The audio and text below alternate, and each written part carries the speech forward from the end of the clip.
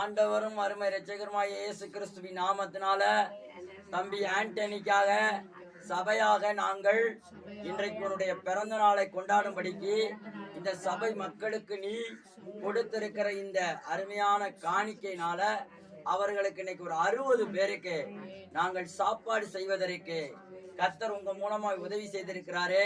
இங்க வந்திருக்கிற ஜனங்கள் எல்லாரும் இப்ப உங்களுக்காக ஜெபிக்க போறாங்க. ஆண்டனி எல்லாரும் சொல்லுங்க. ஆண்டனி இன்றைக்கு எங்களது மனமார்ந்த வாழ்த்துக்கள் கோடா கோடியாய் பெருக பண்ணுவார்.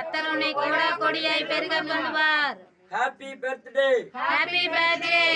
Happy birthday to you. Happy birthday to you. Happy birthday.